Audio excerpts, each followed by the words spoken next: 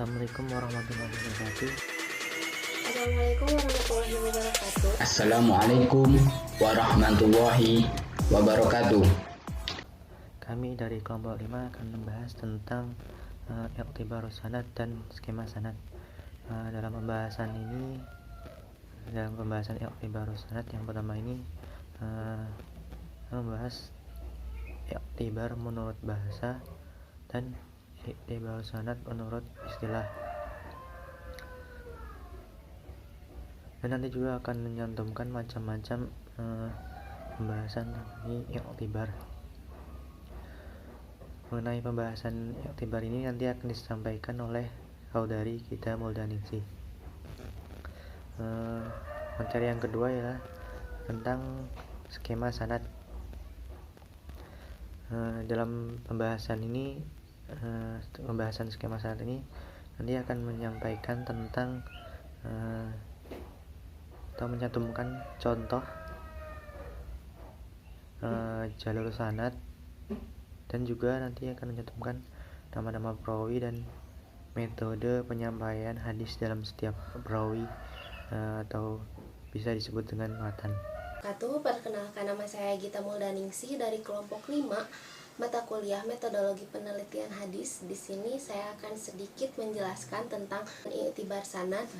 I'tibar menurut bahasa merupakan masdar dari kata i'tabaro yang maknanya memperhatikan atau meninjau suatu perkara untuk mengetahui suatu jenis lainnya. Nah, menurut istilah, i'tibar adalah menyertakan sanad-sanad yang lain untuk suatu hadis tertentu yang pada bagian hadis tersebut hanya ada seorang periwayat saja. Dengan menyertakan sanad-sanad lain itu, maka akan dapat diketahui apakah ada periwayat lain atau tidak untuk bagian sanad dari hadis tersebut. I'tibar merupakan salah satu cabang dari ilmu mustalah hadis. I'tibar yaitu suatu cara untuk mencari hadis syahid atau hadis mutabi dengan jalan mengobservasi rawi yang sama antara sebuah hadis dengan hadis lainnya, atau mengenai suatu matan hadis yang sesuai dengan matan hadis lainnya. Sedangkan kaidah i'tibar adalah kualitas sebuah hadis. Nah, kualitas sebuah hadis tersebut dapat dilihat dengan meninjau keberadaan hadis tersebut dalam literatur hadisnya. Singkatnya, i'tibar adalah metode untuk mendapatkan informasi mengenai kualitas hadis dari literatur hadis. Sedangkan sanad menurut Ajaz al-Khatib yaitu jalan matan hadis, silsilah para perawi yang menukilkan matan hadis dari sumber yang pertama. Nah, sedangkan sanad menurut istilah yaitu sandaran.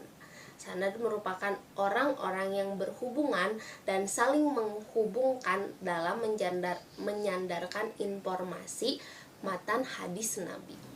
Adapun macam-macam i'tibar terbagi menjadi 3 macam, yaitu i'tibar diwan, i'tibar syarah, dan i'tibar fan.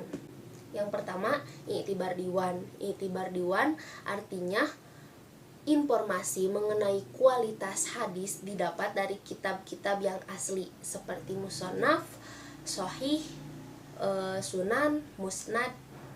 Contohnya seperti kitab sahih Muslim, sahih Bukhari, Sunan Abu Daud, dan sebagainya. Yang kedua, i'tibar syarah. Artinya, informasi mengenai kualitas hadis didapat dari kitab-kitab syarah, yaitu kitab-kitab kutipan hadis seperti Riyadhus Shalihin, Bulughul Maram, Nailul Atwar, Lu'lu'ul Marjan, dan sebagainya. Yang ketiga, i'tibar fan. Artinya, informasi mengenai kualitas hadis didapat dari menelaah kitab-kitab fan seperti fan tafsir, tauhid, tasawuf, fikih, dan akhlak. I'tibar merupakan suatu cara dalam mencari hadis syahid dan mutabi. Konsep syahid dan mutabi merupakan dua entitas yang menjadi bagian penting dalam proses kenaikan kualitas ini. Sebelum melakukan penelitian iktibar, haruslah dilakukan takhrij hadis, sehingga seluruh sanad hadis dicatat dan dihimpun untuk kemudian kita melakukan penelitian iktibar. Dengan melakukan penelitian iktibar sanad, maka seluruh jalur sanad hadis yang diteliti akan terlihat dengan jelas. Begitu pula dengan nama-nama periwayatnya dan metode periwayatan yang digunakan oleh setiap masing-masing periwayat. Maka dari itu, iktibar dapat digunakan sebagai cara untuk mengetahui keadaan sanad hadis secara keseluruhan dengan cara melihat ada atau tiadanya berupa periwayat yang berstatus mutabi atau syahid. Adapun syahid menurut bahasa yaitu artinya orang yang menyaksikan. Dalam istilah ilmu hadis, syahid diartikan sebagai perawi yang berstatus pendukung yang kedudukannya sebagai dan untuk sahabat Nabi. Di sini syahid terbagi menjadi dua macam, yaitu syahid lafzi dan syahid maknawi. Kemudian mutabi menurut bahasa merupakan isim fa'il dari kata taba'a yang bermakna wafaqo atau artinya sesuai atau cocok. Nah, menurut istilah mutaba'ah adalah berkongsinya seorang perawi dengan yang lainnya pada periwayatannya. Nah, mutaba'ah juga terbagi menjadi dua macam, yaitu mutaba'ah tammah dan mutaba'ah qasirah. Iktibar adalah metode atau cara untuk mendapatkan syahid dan mutabi.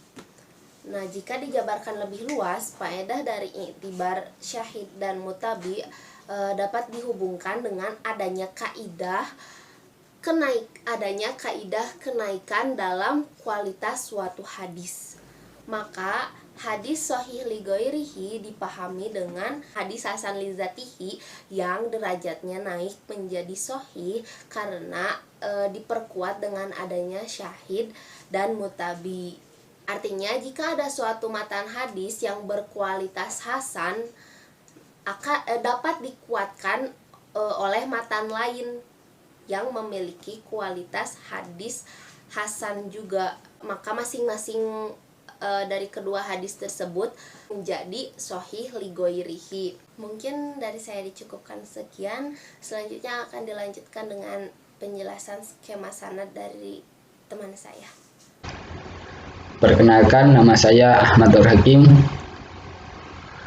Di sini saya akan sedikit menjelaskan tentang contoh iktibar sanad dari seorang muhorrik. Pada potongan matan hadis yang berbunyi man kadzaba alayya, pada bab tentang dosa orang yang berdusta atas nama Rasulullah Shallallahu Alaihi Wasallam, atau yang semakna dengan matan hadis tersebut, menurut hasil tahrid yang saya praktekkan melalui software Jawami Al-Kalim, berjumlah kurang lebih 1129 hadis dari 1400 kitab hadis. Di antaranya adalah Sahih Bukhari pada kitab ilmu hadis nomor 103 dan 104. Yang kedua, Sahih Muslim pada kitab Muqaddimah hadis nomor 2-5. Yang ketiga, Sunan Tirmidzi pada kitab ilmu hadis nomor 2583. Yang keempat, Sunan Abu Dawud kitab ilmu hadis nomor 3168. Yang kelima, Sunan Ibnu Majah pada kitab Muqaddimah hadis nomor 30, dan lain-lain. Berikut saya berikan sebuah contoh riwayat hadis yang muhoriknya adalah Imam Bukhari. Haddatsana Ali ibnu Al-Ja'di qala ahbarana Su'bah qala ahbarani Mansur qala sami'tu Rib'i ibnu Hiras yaqulu sami'tu Ali yaqulu qala Nabi sallallahu alaihi wasallam la taqdibu alayya fa innahu man kadzdzaba alayya falyalijun nar. Berikut uraian sanad dari hadis di atas. Nama periwayat Ali bin Abi Thalib sebagai periwayat pertama, sedangkan sebagai urutan sanad baru menduduki sanad kelima. Yang kedua, Rib'i bin Sirasi sebagai periwayat yang kedua, sanad yang keempat. Yang ketiga, Mansur bin Al-Mu'tamir, beliau sebagai periwayat yang ketiga, sedangkan sanad beliau sebagai urutan yang ketiga. Yang keempat, Syu'bah bin Al-Had, periwayat keempat, nomor urut sanad kedua. Yang kelima, Ali bin Al-Ja'di bin Ubaid sebagai periwayat kelima atau sebagai sanad yang pertama. Yang terakhir, Bukhari sebagai periwayat keenam, sedangkan urutan sebagai sanad Bukhari sebagai muharijul hadis. Berikut saya berikan contoh gambar skema hadis riwayat Bukhari nomor 103. Ali mendapatkan sebuah hadis dari Rasulullah Shallallahu Alaihi Wasallam dengan singgot kola, sedangkan Rib'i bin Sirasi mendapatkan sebuah hadis dari sahabat Ali bin Abi Thalib menggunakan singgot sami'tu atau dengan metode sama. Yang ketiga, Mansur menerima hadis dari Rib'i ibnu Sirasi dengan sigat sami'tu atau dengan metode sama dengan Rib'i ibnu Jiras menerima hadis dengan Ali. Yang keempat, Syu'bah menerima hadis dari Mansur dengan singgot ahbaroni atau dengan metode tahamul ada al-qiraah. Yang kelima, Ali bin Al-Ja'di menerima riwayat hadis dari Syu'bah dengan singgot ahbarona atau dengan metode al-qiraah. Yang terakhir, Bukhari menerima riwayat hadis dari Ali ibnu Al-Ja'di dengan singgot hadasana atau dengan metode as-sama. Sekian sedikit penjelasan dari saya. Mungkin ada salah kata maupun kekhilafan, mohon maaf.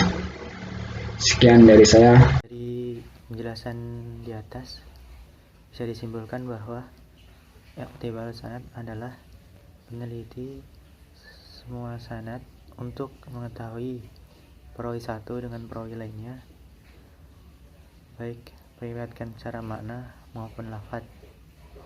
dan seluruhan jalur sanad yang teliti akan melihat dengan jelas. Begitu pula dengan nama-nama perawi dan metode periwayatan yang digunakan oleh setiap periwayatnya. Maka dari itu, iktibar sanad dapat digunakan sebagai cara untuk mengetahui keadaan sanad hadis secara keseluruhan dengan cara melihat ada atau tidaknya pendukung berupa periwayat yang berstatus mutabi atau syahid. Apa itu mutabi dan syahid?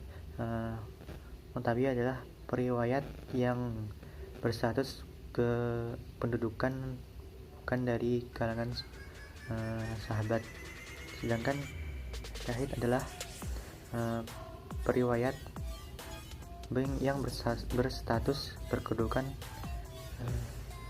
sebagai sahabat Nabi Muhammad. Sekian dari kelompok 5, kurang lebihnya mohon maaf.